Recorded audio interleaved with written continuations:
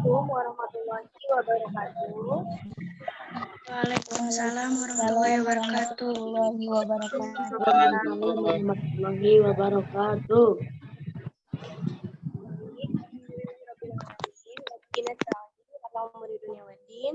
Wassalatu wassalamu ala asyrofil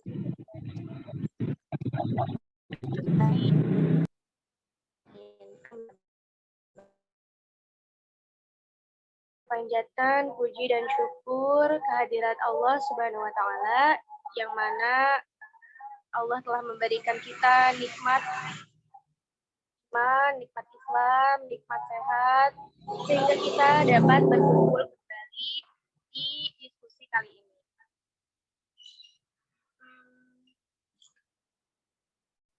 Sebelum mulai, pertama-tama izinkan saya memperkenalkan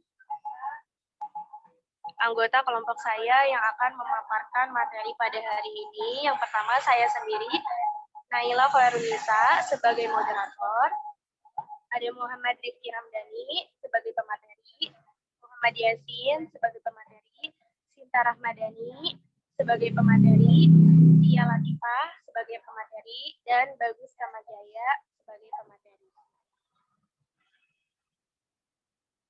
Baik, langsung saja ya. Materi yang pertama tentang penyakit terbagi menjadi atau macam-macam penyakit atau lebih ke jenis-jenis penyakit akan dipaparkan oleh Muhammad Rifki Ramdhani. Kepadanya kami persilahkan.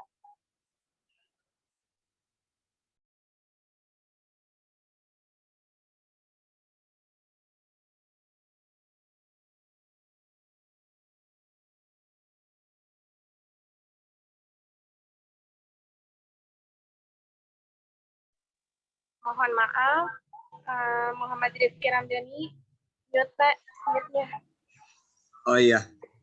Assalamualaikum warahmatullahi wabarakatuh. Waalaikumsalam warahmatullahi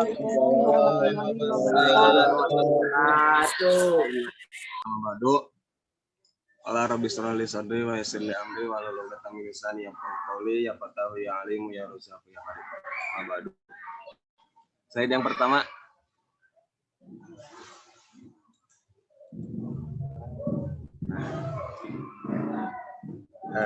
Di sini akan menjelaskan saya akan menjelaskan tentang penyakit ya, macam-macam penyakit.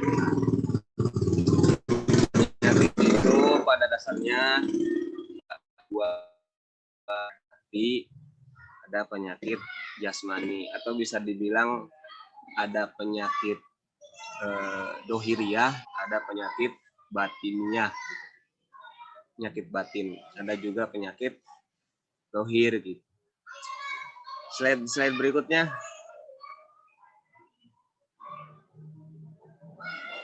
Nah,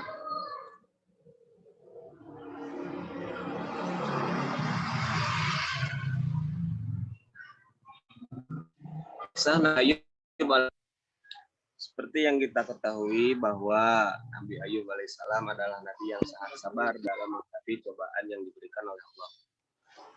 Salah satu cobaan yang menimpa Nabi Ayub adalah penyakit kulit. Itu kan sudah tahu ya sejarah Nabi Ayub. Nabi Ayub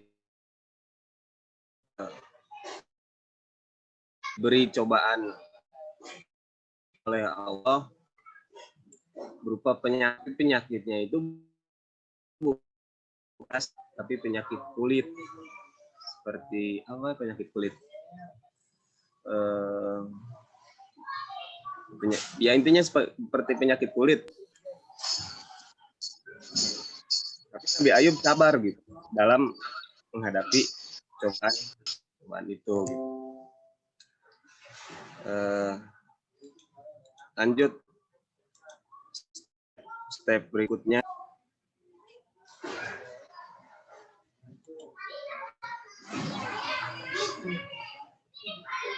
Nah, hadis tentang penyakit itu pasti ada obatnya. Salah satu hadis ialah yang diriwayatkan oleh Imam Bukhari. Hadatsana Muhammad bin Al-Musanna, hadatsana Abu Ahmad Az-Zubairi, Hadasana Umar bin Sa'id bin Abi Husain. Duh, berisik motor. Qala hadasani atau Ibnu Abi Robah an Abi Hurairah radhiyallahu anhu anin Nabi sallallahu alaihi wasallam qala ma anzalallahu daun illa anzala lahu shifaun. Jadi artinya telah menceritakan kepada kami, Muhammad bin Al-Musanna telah menceritakan kepada kami, Muhammad bin Zubairi bin Umar bin Sa'id bin Abu Husain yang berkata telah menceritakan kepadaku atau bin Abu Robah dari Abu Hurairah radhiyallahu anhu. Nabi Shallallahu alaihi wasallam bersabda, Allah tidak akan menurunkan penyakit melainkan menurunkan obatnya. Jadi ya intinya setiap penyakit itu pasti ada obatnya gitu. Nggak mungkin Allah nyiptain penyakit tapi nggak ada obatnya gitu. Ini kan ma'angzallahu.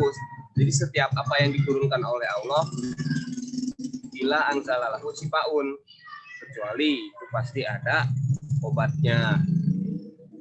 Karena kan penyakit itu semata-mata atas perbuatan kita sendiri. Contohnya kayak gini, orang sakit perut, nggak mungkin Allah nurunin sakit perut ke orang itu, tapi atas dasar sakit perut itu orang tersebut mungkin salah dari makannya, mungkin salah dari minumnya gitu. Contohnya ya kalau misalkan setiap pagi orang itu makan sambal terasi, siang makan sambal, sore makan sambal, malam sambal lagi, ya otomatis kan dia itu bakal sakit perut, yakin sok, pasti orang itu bakal sakit perut. Nah, jadi jangan semena-mena menyalahkan Allah gitu. Sendiri. Kalau misalkan orang makannya, misalkan orang makan dengan sayur, orang makan dengan tempe, nggak mungkin orang itu bakal sakit perut. Beda halnya dengan orang yang tiap hari makan sambal, tiap waktu makan sambal, pasti dia sakit perut. Ya intinya itu Allah menurunkan penyakit pasti ada obatnya. Lanjut berikutnya. Nah, diriwayatkan dari Musnad Imam Ahmad dari sahabat Usamah bin Suraik bahwasannya Nabi bersabda, "Kuntu indan Nabi sallallahu alaihi wasallam waja'at al-arabu qala ya Rasulullah ana tadawa faqala na'am ya ibadallah tadawu fa innallaha azza wa jalla lam yada'an illa waso'alahu syifaan ghairodain wahidin qalu ma huwa qala al-haramu." Aku pernah berada di samping Rasulullah, lalu datanglah serombongan Arab Badui. Mereka bertanya, "Ya Rasulullah, bolehkah kami berobat?" Beliau menjawab, "Ya, wahai para hamba Allah, berobatlah. Sebab Allah tidaklah meletakkan sebuah penyakit, melainkan meletakkan pula obatnya." Contohnya kita bertanya, penyakit itu jawab penyakit tua. Nah, jadi kan ya intinya tadi setiap penyakit pasti ada obatnya. Terus di sini kan penyakit yang tidak ada obatnya itu ialah penyakit tua. Ya tua itu kan disebabkan oleh usia gitu. Usia makin bertambah, mungkin dari bentuk fisik, dari jasmania gitu kan, seiring waktu akan berubah juga gitu, menjadi tua. Dari yang tadinya kuat menjadi nggak kuat gitu. Seperti itu. Terus slide berikutnya.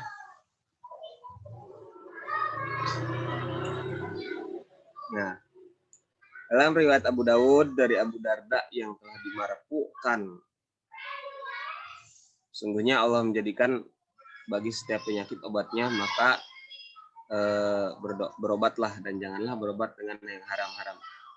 Sebagaimana pengutaraan bahwa berobat haruslah dengan yang halal dan tidak diperbolehkan berobat dengan yang haram.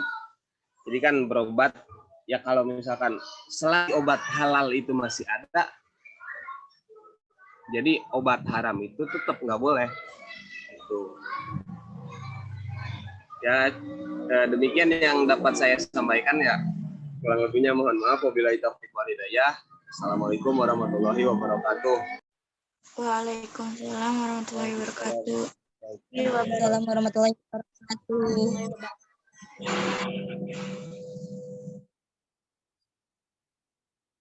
Baik, terima kasih Muhammad Rifki atas penyampaiannya.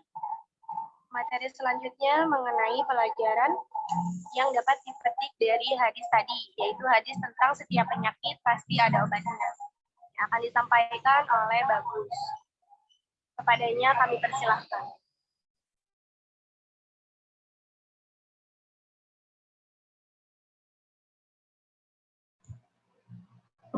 Assalamualaikum warahmatullahi wabarakatuh. Waalaikumsalam.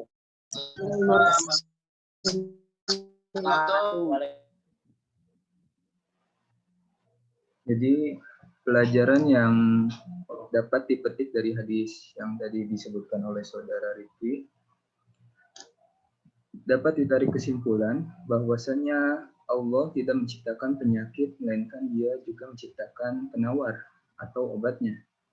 Adapun penyakit-penyakit yang belum ditemukan penawar atau obatnya, hingga saat ini disebabkan oleh keterbatasan kemampuan manusia dan sebagai pesan dari Allah agar manusia senantiasa berusaha mencari penawarnya.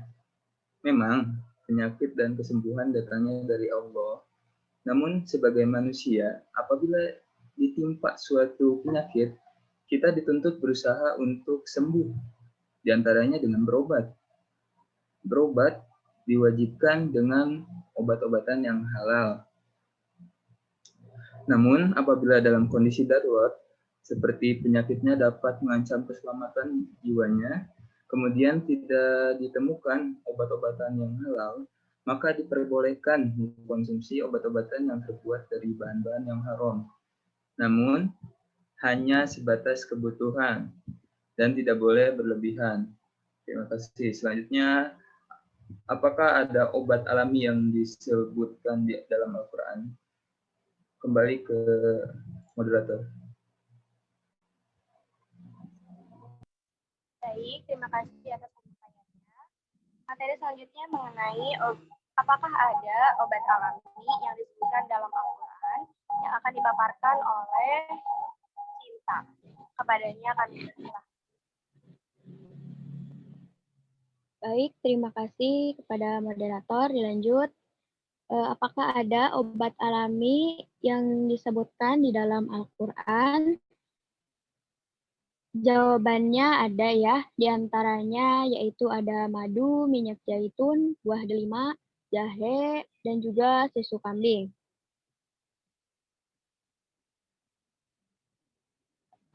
Boleh slide-nya dipindahkan.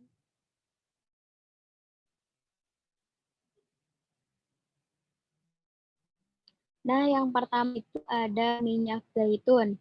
Sebagaimana disebutkan di dalam Al-Quran, dalam surat Al-An'am ayat 99, Allah Subhanahu wa Ta'ala berfirman, yang artinya, dan dialah yang menurunkan air hujan dari langit, lalu kami tumbuhkan air itu segala macam tumbuh-tumbuhan, maka kami keluarkan tumbuh-tumbuhan itu tanaman yang menghijau. Kami keluarkan dari tanaman yang menghijau itu butir yang banyak, dari mayang kurma yang mengurai tangkai-tangkai yang menjulai, dan kebun-kebun anggur. Dan kami keluarkan pula zaitun dan delima yang serupa dan yang tidak serupa. Perhatikanlah buahnya di waktu pohonnya berbuah, dan perhatikan pula lah kematangannya. Sesungguhnya pada yang demikian itu ada tanda-tanda kekuasaan Allah bagi orang-orang yang beriman.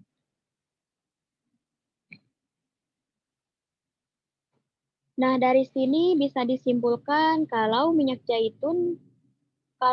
dan buah zaitun termasuk makanan yang diberkahi Allah. Minyak zaitun ternyata juga memiliki khasiat sebagai obat dari penyakit jantung koroner, mengontrol kolesterol darah, kenaikan tekanan darah, serta penyakit diabetes dan juga dapat mengobati obesitas. Yang selanjutnya ada buah delima.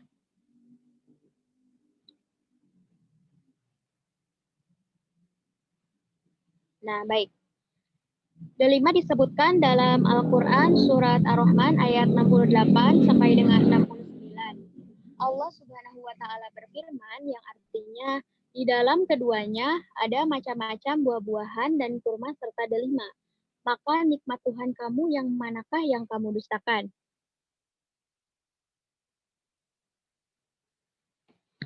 Delima termasuk tumbuhan purbakala karena sudah ada sejak zaman dulu kala dan memiliki berbagai keistimewaan dan juga memiliki banyak manfaat. Contohnya, para Firaun Mesir kuno telah memanfaatkan buah delima sebagai obat. Dijelaskan pula bahwa buah delima sebagai obat untuk berbagai masalah pencernaan, melancarkan cegah dan juga.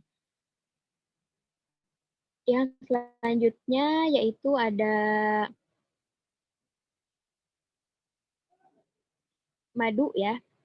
Siapa sih yang nggak kenal madu? Pasti di antara kita semua, hampir semuanya sudah mengenal madu dan juga sudah merasakan bagaimana sih rasanya madu.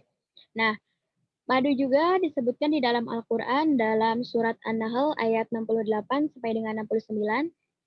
Allah Subhanahu wa Ta'ala berfirman yang artinya, dan Tuhanmu mengilhamkan kepada lebah, buatlah sarang-sarang di bukit-bukit, di pohon-pohon kayu, dan di tempat-tempat yang dibuat manusia, peternakan lebah.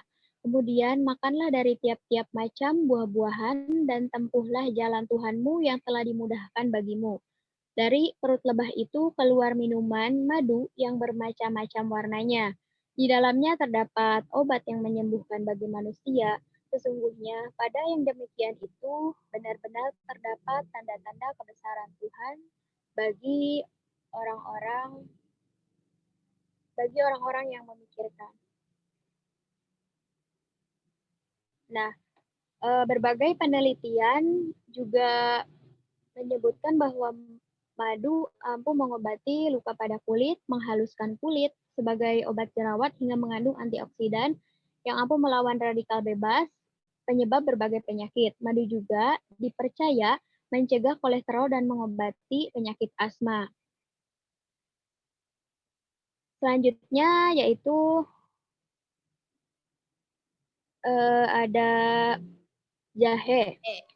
Dalam Al-Quran, jahe disebutkan dalam surat Al-Insan ayat 17.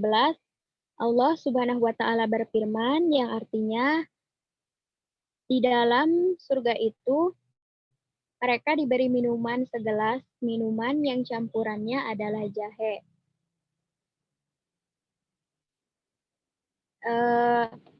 Dikutip dari buku Pintar Sains dalam Al-Quran, mengerti mujizat ilmiah firman Allah, karya Dr. Nadia Toyaroh, jahe atau dalam bahasa Arabnya adalah jenis tanaman rumput-rumputan atau rimpang aroma yang berpanjang. Jahe bentuknya pipih seperti lembing dan runcing di ujungnya. Permukaannya halus dan warnanya hijau gelap. Dalam buku ini juga dijelaskan bahwa Ibnu Musawih menyatakan jahe berguna untuk mengobati gangguan hati akibat cuaca panas ataupun dingin, mampu meningkatkan vitalitas pria dan mengobati gastritis pada lambung dan juga usus. Jahe juga menjaga daya tahan tubuh sehingga tidak mudah terserang dari penyakit. Yang selanjutnya, yang terakhir ada susu kambing, yaitu dijelaskan dalam Al-Quran, Quran Surat Al-Mu'minun ayat 21, Allah Subhanahu wa Ta'ala berfirman, dan sesungguhnya pada binatang-binatang ternak benar-benar terdapat pelajaran yang penting bagimu. Kami memberi minuman kamu dari air susu yang ada dalam perutnya, Dan juga pada binatang-binatang ternak itu terdapat faidah yang banyak untuk kamu dan sebagian daripadanya kamu makan.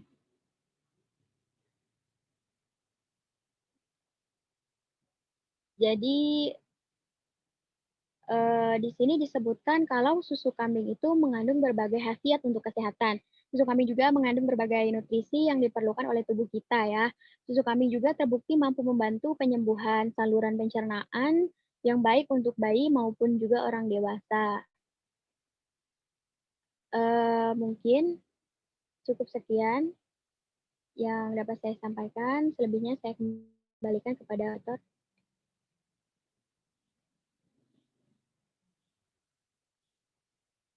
Waalaikumsalam. Waalaikumsalam. Terima kasih atas pemaparannya. Kita lanjut ya ke sesi diskusi. Barangkali dari sekian pemaparan yang teman-teman kami sampaikan tadi, ada yang kurang dimengerti, boleh ditanyakan. Mangga yang mau nanya.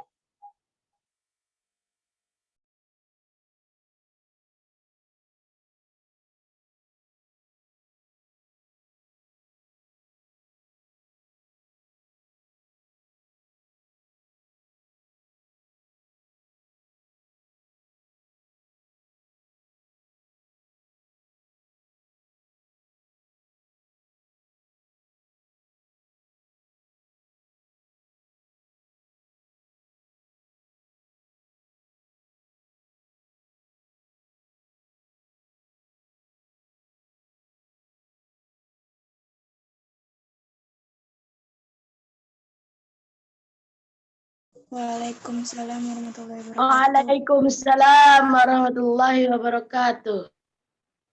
Kak izin nanya.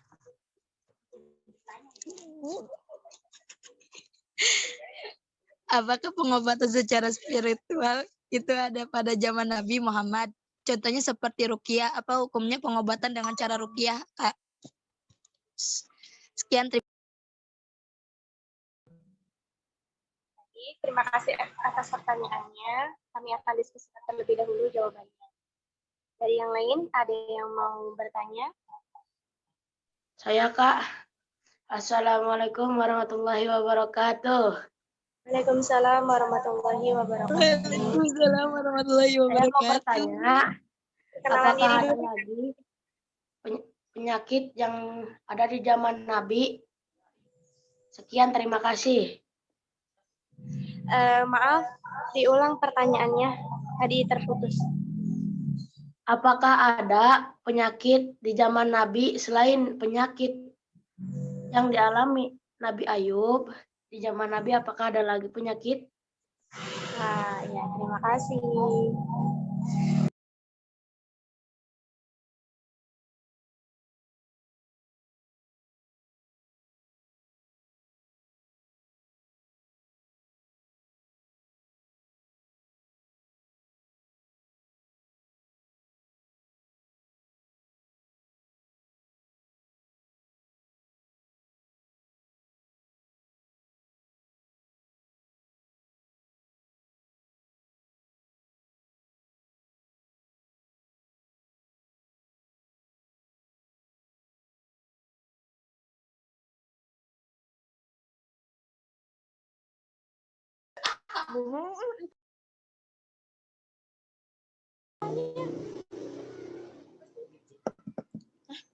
Tahu? Aja lagi matiin.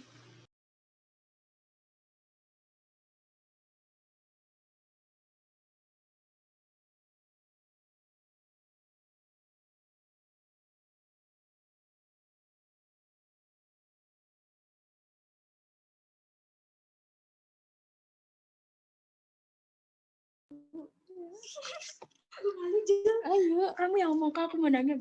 Bentar dulu, ini enggak.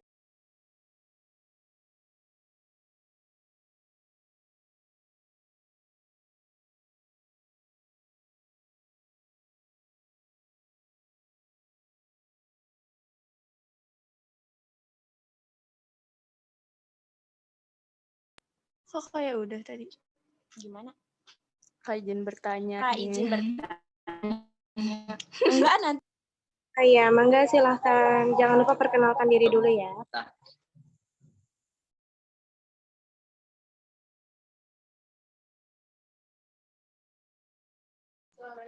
Ntar oncom. Oh. Ya udah.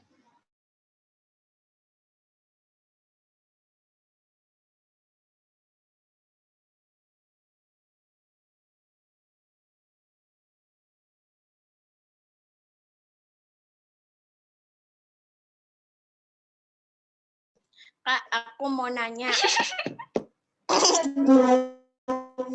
Aku mau nanya. Kita mau nanya. Gak ada yang ngomong. Yes ya.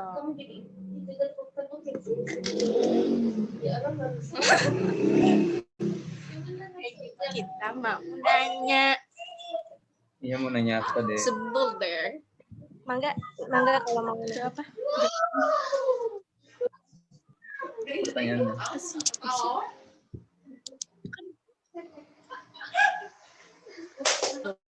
Anissa, Siva mau nanya?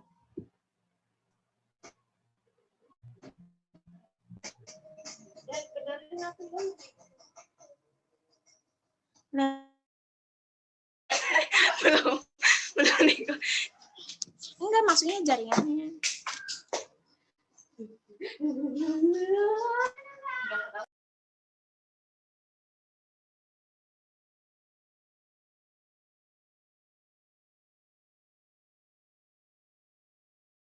Muhammad Iman nanya Muhammad.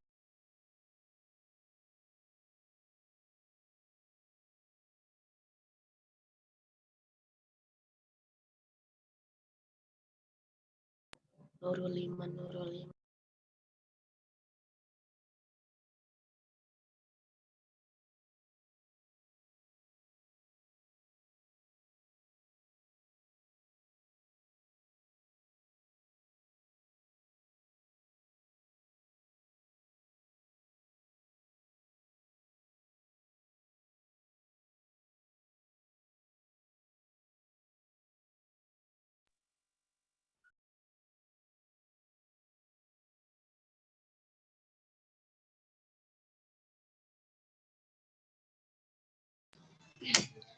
Kamu nanya setiap penyakit itu kan ada. Oh iya. Assalamualaikum warahmatullahi wabarakatuh. Kamu bertanya, setiap penyakit itu kan ada obatnya. Adakah balasan untuk orang yang terkena penyakit tetapi dirinya tidak menghadapi dengan sabar? Apakah dia akan disiksa atau tidak? Terima kasih.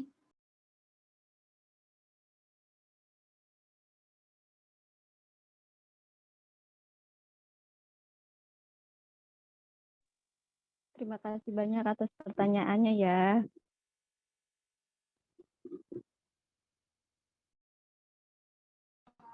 Emang? Awas aja lo kan dia biasanya biasanya kalau deket budek dong.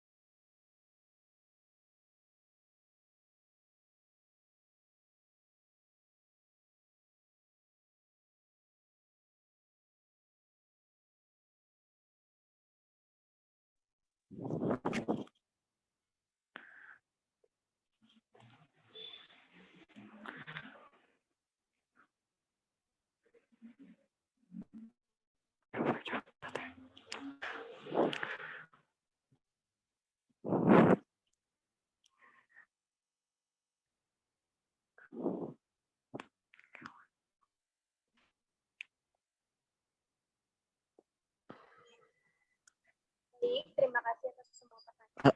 Izinkan izin. Kami waktu untuk berdiskusi dulu ya. Oh, mangga Ayasin barangkali mau jawab.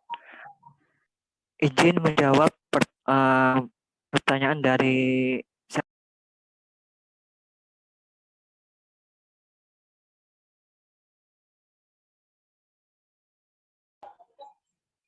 Muhammad Parlin ya yang bertanya tentang adakah penyakit lain selain pada zaman Betul, Kak. Nabi dialami oleh Nabi Ayub. Ya, betul, Kak. Ya, Jadi ya. Parlin A. Parlin.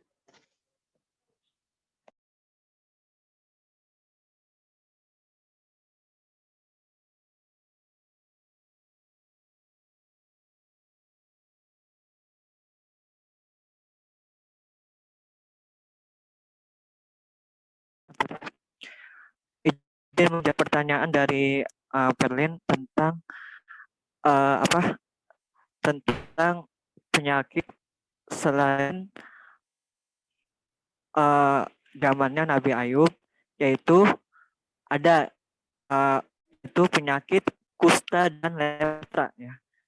Penyakit yang mana penyakit itu penyakit pada zamannya Nabi ya.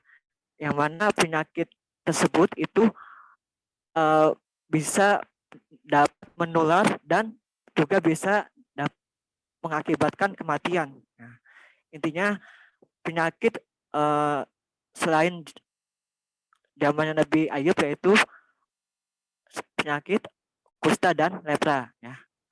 Mungkin cuma bisa saya jawab seperti itu. Bagaimana tadi Parlin jawabannya? Ada yang masih kurang jelas atau bagaimana? Sudah jelas, Kak. Terima kasih, Kak. Jadi pada intinya katanya penyakit yang selain diderita oleh Nabi Ayub pada zaman Nabi Muhammad itu adalah atau lepra ya. Intinya hampir persis kayak wabah corona. Nah, sebenarnya wabah taun yang udah kita bahas kemarin juga itu masuk dalam penyakit yang ada pada zaman Nabi. Nah, seperti itu ya. Terima kasih atas pertanyaannya. Ya, Kak.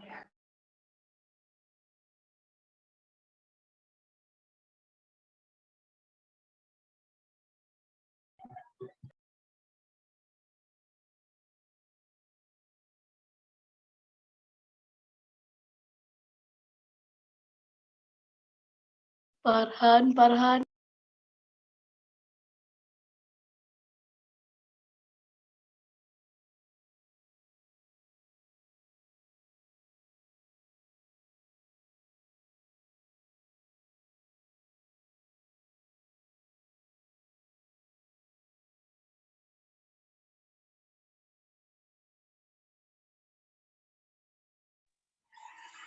Jadi, kita lanjut ke pertanyaan yang selanjutnya, yaitu tentang apa ya?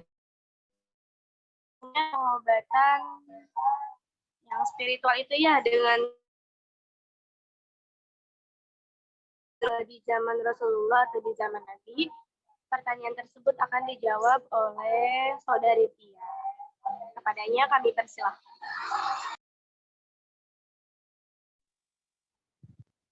Oke, bismillahirrahmanirrahim. Saya akan menjawab pertanyaan apakah ada di zaman Rasulullah pengobatan spiritual? Lalu apakah hukumnya pengobatan dengan ruqyah?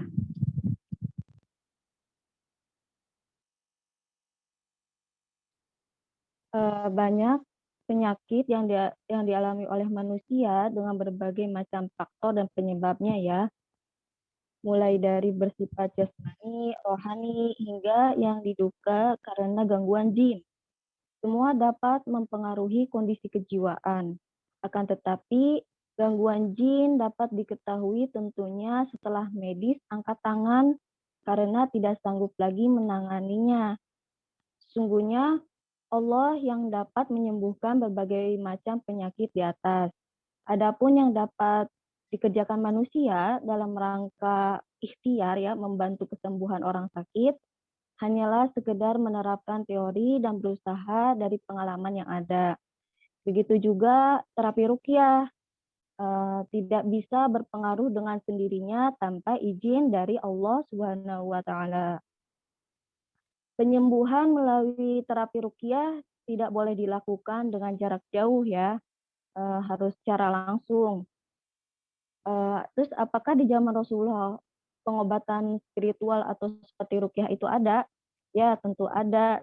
Bagaimana dicontohkan oleh Rasulullah waktu diminta untuk mengobati anak dari orang Arab Baduy yang menderita penyakit gila karena diganggu jin. Nabi menyuruh orang Arab Baduy tersebut untuk pergi membawa anaknya ke hadapan Rasulullah. Kemudian beliau menjampingnya dengan membacakan ayat-ayat Al-Quran. Penyembuhan dengan Al-Quran akan benar-benar memberi manfaat dikala penderita merasa yakin dan pasrah dan ikhlas kepada Allah serta yakin Allah akan memberi kesembuhan. Secara alamiah, obat akan memberi manfaat bagi tubuh manakala benar-benar diyakini.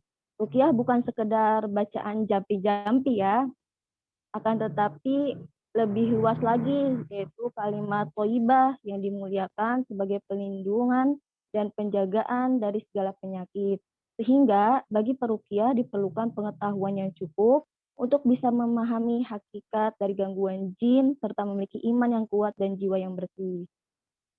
Mungkin cukup sekian jawaban dari saya. Mangga yang mau menanggapi atau menambahkan silahkan.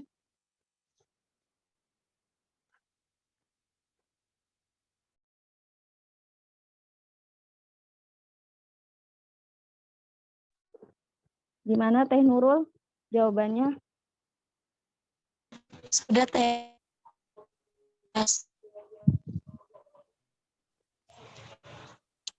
Baik, izin menambahkan boleh ya? Mangga Teh, boleh Teh. Nah, jadi pada zaman dulu tuh katanya ada perempuan pertama yang mengajarkan baca tulis Al-Quran dan pengobatan ruqyah yang bernama Asyifa binti Abdullah bin Abdul Syams bin Khalaf bin Shaddad al-Farshiyah al-Adwiyah. Meski memiliki keahlian langka pada masanya, yaitu pengobatan ruqyah, nah maka tak membuat Asyifa ini tuh merasa sombong gitu. Nah, bahkan ia tetap rendah hati. Seperti yang diriwayatkan oleh Syekh Abdul Malik Muhammad bin Hamid dalam bukunya, yaitu menerangkan bahwa Asyifa belum bisa melakukan pengobatan sebelum baginda Rasulullah mengizinkannya. Jadi walaupun Asyifa ini tahu ilmu tentang ruqyah gitu, tapi ketika Rasulullah SAW belum mengizinkannya, maka ia belum bisa melakukan pengobatan tersebut. Nah, Asyifa tersebut bilang, katanya gini, aku tidak akan meruqyah sampai aku mendapatkan izin Rasulullah SAW. Sebelum melakukan dan berkata, wahai Rasul, sesungguhnya aku telah meruqyah dengan cara meruqyah orang jahiliyah dan aku ingin menunjukkannya kepadamu, katanya. Nah, tidak lama kemudian Rasul menunjukkanlah. Nah, kemudian Asyifa menunjukkannya kepada Rasulullah. Dengan demikian, ia meruqyah dengan menggunakan namilah. Nah, namilah itu sendiri adalah sejenis potongan kulit. Setelah itu Rasulullah SAW bersabda, meruqyahlah kamu dengan itu dan ajarkan hal itu kepada Hafsah dengan nama Allah. Singkirkan setan, wahai Tuhan manusia, dan meruqyahlah dengan menggunakan kayu kunyit dan oleskan ke bagian yang sakit. Nah, setelah peristiwa itu, Asyifa terus meruqyah orang-orang yang sakit dari kaum muslimin, baik laki-laki maupun perempuan. Nah, jadi pada dasarnya ruqyah ini tuh ada di zaman Nabi ya, seperti pada cerita tadi. Terima kasih. Kita kita lanjut ya ke pertanyaan yang terakhir, yaitu tentang tadi pertanyaan dari siapa ya? Yang terakhir. Si Pak Amanisa. Dari Siva yang katanya setiap penyakit itu pasti ada obatnya gitu. Jadi bagaimana buat hamba yang udah dikasih sakit nih, padahal dia tahu setiap penyakit itu pasti ada obatnya. Nah, tapi hamba itu tuh nggak sabar gitu. Nah, apakah katanya akan disiksa Allah apa gimana? Nah, pertanyaan tersebut akan dijawab oleh rekan saya, yaitu Muhammad Rifki Ramdhani. Kepadanya saya persilakan. Assalamualaikum warahmatullahi wabarakatuh.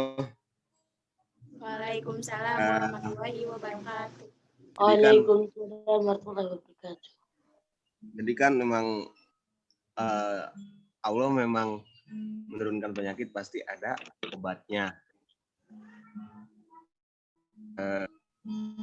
Apapun itu pasti ada obatnya gitu.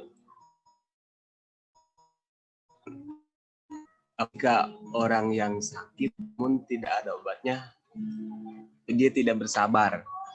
Jadi memang penyakit itu datang, istilahnya musibah itu datang atau penyakit itu datang. Allah memberikan kepada orang yang sakit itu kifarat dosa, sebagai kifarat dosa, artinya sebagai penggugur dosa. Kalau orang itu sabar. Jadi dosa-dosanya akan gugur kalau orang itu sabar. Itu memang dalam Islamnya kayak gitu. Seperti itu. Bagaimana kalau tidak sabar? Ya kalau tidak sabar ya berarti dosanya tidak gugur gitu kan. Semisal sakit, orang sakit, aduh iya kumaha sih gitu kan, cager-cager. Guys, pusing lah, intinya udah frustasi lah gitu, nggak ada obatnya. Berarti kan dia tidak sabar. Nah, beda dengan orang sabar, apapun kalaupun penyakit itu belum ada obatnya, tapi dia tetap sabar nerima penyakit itu, nerima keputusan dari Allah itu, maka ya Allah akan menggugurkan dosa-dosanya. Seperti itu. Jadi penyakit itu jadi penyakit itu sebagai kifarat dosa, penggugur dosa. Kalau orang itu sabar. Dah seperti itu. Kalau tidak sabar ya tidak gugur. Gimana? Masih maksudnya belum paham apa belum gitu? Jawabannya kurang.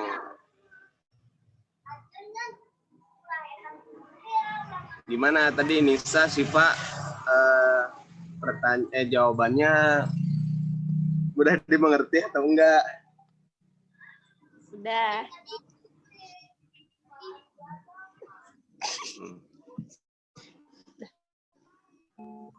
Bagaimana? Iya teh udah cukup.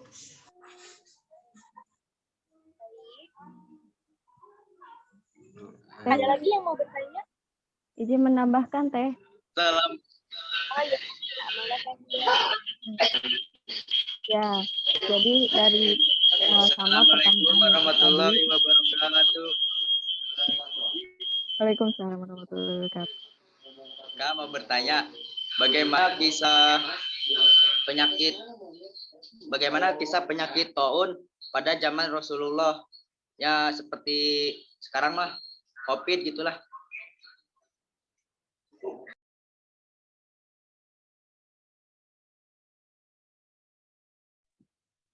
Baik, terima kasih atas pertanyaannya. Kita diskusikan dulu ya.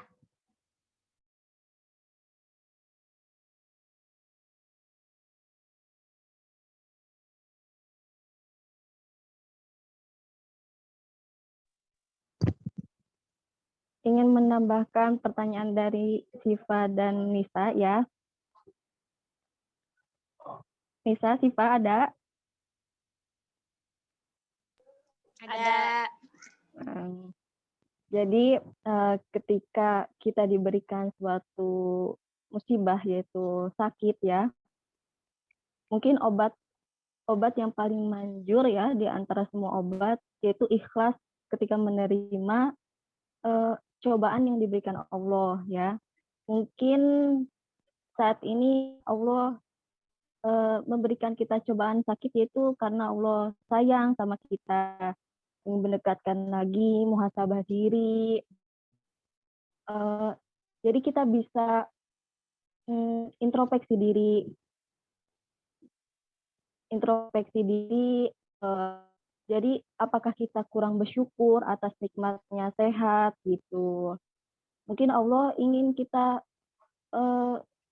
muhasabah diri, lalu mendekatkan, ya Allah, ketika saya sakit, ya harusnya saya ikhlas dengan segala cobaan gitu. Mungkin itu akan lebih cepat sembuhnya ya. Selain dibantu obat, kia positif juga itu bakal menyembuhkan sakit. Yang penting kita ketika kita sakit, kita muhasabah diri bahwa cobaan yang telah diberikan Allah itu yang terbaik untuk kita gitu. Ya pokoknya kalau misalkan kita sedang sakit jangan aral lah, jangan sakit mulu gitu, jangan sekali-kali gitu. Bahkan Nabi Ayub juga bertahun-tahun bahkan berpuluhan tahun sakitnya, tapi Nabi Ayub nggak pernah sedikit pun merasa aral, merasa kapan sembuhnya sih ini gitu kan, nggak pernah kayak gitu. Tapi malah Nabi Ayub, ya Allah, hamba terima cobaan yang telah kau berikan gitu kan. Jadi kalau misalkan kita sakit, kita harus muhasabah diri dan selalu bersyukur.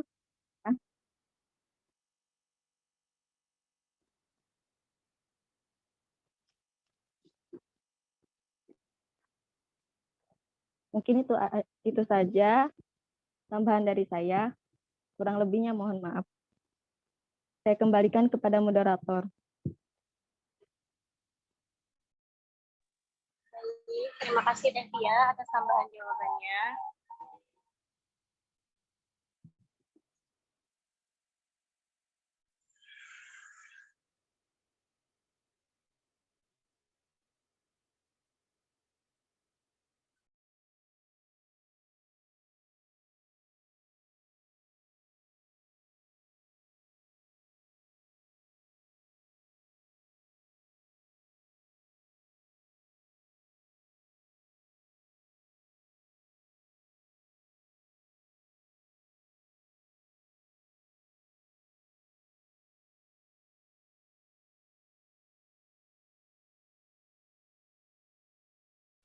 Assalamualaikum warahmatullahi wabarakatuh.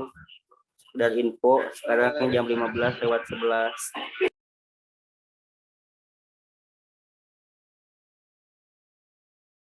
Mohon.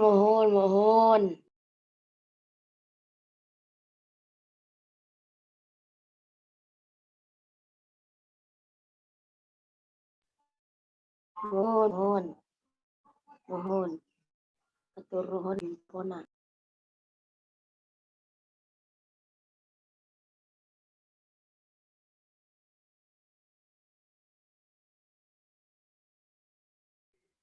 Baik, karena sebentar lagi asar ya, saya ingin menjawab sedikit pertanyaan terakhir dari Muhammad Iman mengenai bagaimana kisah wabah taun pada zaman Nabi. Ya. Bismillahirrahmanirrahim. Jadi pada zaman Nabi itu ada salah satu wabah atau penyakit menular yang namanya wabah taun atau penyakit taun. Nah, penyakit ini tuh dikutip dari ada buku yang dikutip oleh Nabil Tawil bahwasanya penyakit taun itu penyakit menular yang bisa menyebabkan kematian. Penyakit ini berasal dari infeksi bakteri Pasteurella pestis Nah, bakteri taun ini dibawa oleh kutu anjing yang berasal dari darah tikus. Nah, sebab bakteri tersebut tuh sejatinya hidup di dalam tubuh tikus. Artinya, wabah pertama terjadi pada tikus dan menyebar ke manusia melalui darah tikus yang berada di kutu anjing tersebut. Menularlah ke manusia melalui kulit dan darah. Adapun masa inkubasi penyakit taun penyakit taun itu antara 2 sampai 12 hari. Kan kalau kayak COVID katanya 14 hari ya. Nah, tahun itu masa inkubasinya 2 sampai 12 hari. Para penderitanya harus menjalani karantina dan menjalani pengobatan yang berlaku sesuai apa yang dilakukan pada zaman Rasulullah maupun Umar bin Khattab. Nah, jadi asal mulanya penyakit atau wabah tahun ini tuh dari katanya tadi kutu anjing ya yang menempel di tubuh tikus, lalu mungkin tikus tersebut ngenain manusia gitu awalnya apa gimana. Nah, berawal dari situlah wabah tahun tersebut. Akhirnya satu manusia yang kena menular kemana-mana.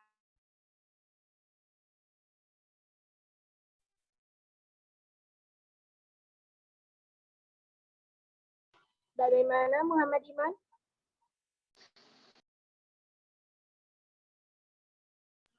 Gimana, Mang? Gimana? Gimana kita? Ya, terima kasih aja lah. Baik, terima kasih atas semua partisipasinya. Terima kasih atas pertanyaannya, terima kasih atas perhatiannya, terima kasih karena telah meluangkan waktunya untuk mengikuti kegiatan PKM ini. Semangat puasanya hari keempat. Semangat. Ya. Semoga kita bisa ketemu lagi di pertemuan minggu depan. Semoga semuanya selalu sehat. Amin. Terima kasih atas perhatiannya. Sama-sama. Sama-sama. Sama-sama. Jadi kesimpulannya pada materi kali ini adalah bahwasanya dalam satu hadis disebutkan Allah itu tidak akan menurunkan penyakit melainkan dengan obatnya juga. Jadi ketika diberi penyakit oleh Allah, maka kita harus menjalankannya dengan sabar karena penyakit tersebut tuh melainkan menjadi penggugur gitu ya, penggugur dosa-dosa kita ketika kita menjalankan sakit tersebut dengan sabar. Gitu. Semoga semuanya tetap sehat. Sekali lagi terima kasih. Mohon maaf atas segala kekurangannya. Akhirul kalam. Wassalamualaikum warahmatullahi wabarakatuh. Waalaikumsalam warahmatullahi wabarakatuh. Semangat puasanya, semangat. Puasanya jangan habis maghrib ya. Langsung pada sholat asar. Terima kasih. Salam pula. Ngaji. Terima kasih ya Kak untuk semuanya. Makasih Kak.